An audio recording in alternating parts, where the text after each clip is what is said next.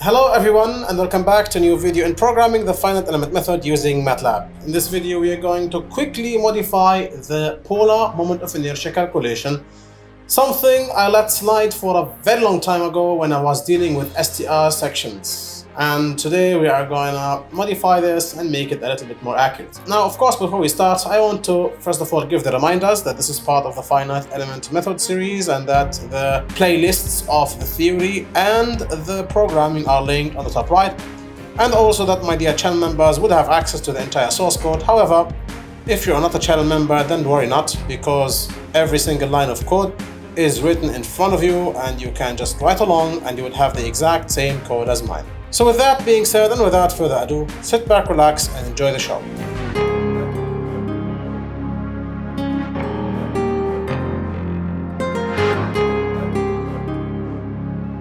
Alright, now first things first, this reference is the reference that Autodesk Robot uses in order to determine the polar moment of inertia of stuff. Okay, and the equation that I found it used, and by the way I reversed engineered it and checked out in the forums to know exactly why. This equation 14 of that paper, is the equation that Autodesk Robot uses in order to determine the polar moment of inertia of sections as not rectangular. And that is what we shall do. So, jumping into MATLAB, we are talking about the STR section. So, what I will be doing is I will be going, let me close this and close that. I'll be going to the STR section, something I haven't done since ages. There we go.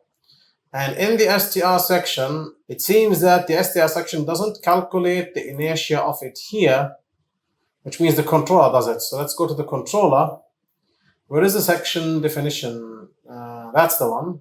So there is add STR section. Now I'm not gonna touch add STR section because if you add STR section, then the user is responsible for providing me with the inertia around X, the polar moment of inertia. However, if the user provides you or tells you it's a rectangular section, then you are responsible, the controller is responsible for calculating that stuff. I write it here. Let's calculate the section parameters for him. So this is a placeholder. That's the problem. This is not correct. So let's dive into the equation of that. Now the equation has B and A. A being the larger side of the section. So in that case, and by the way, it's not always the height. You could have a section where the width is more than the height. It's not economical, but it's possible. So here A equals the maximum of the width and the height. So whatever is larger. So now we have A, now we switch to B, which is the smaller of the two things. So that's the minimum and height. Fantastic. Now we have A and we have B. We continue our equation. And here there is a summation in the equation. So we need to find it first. Maybe I need a region for this. I think I should get me a region here. Maybe not. Let me just put here something called IX calculations. Fantastic. Now this gets commented out and we continue. Here we need to calculate the summation. And I have a summation. Let me set it equals to 0 first. And then let's dive into it. So 4.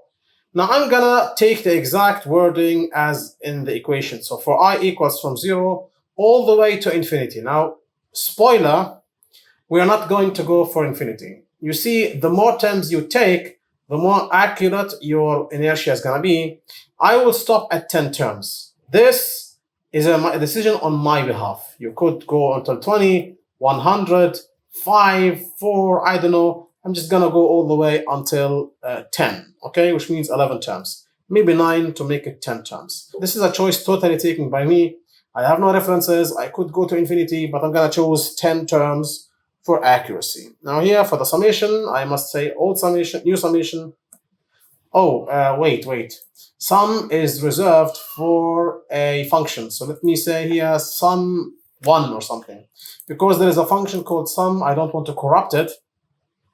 So let's call it sum1 now. So sum1, the new one equals sum1, the old one plus. And here comes the equation.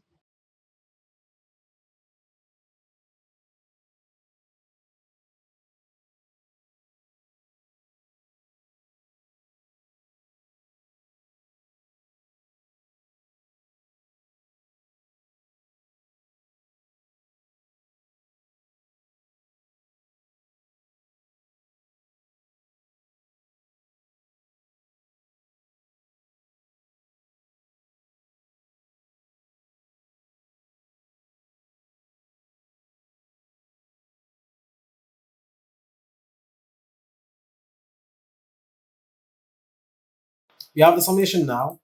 So here I can state that Ix equals, and that's A cubed multiplied by B over 3 minus 64 multiplied by A power 4 divided by pi power 5 multiplied everything by the summation 1. This should be the equation.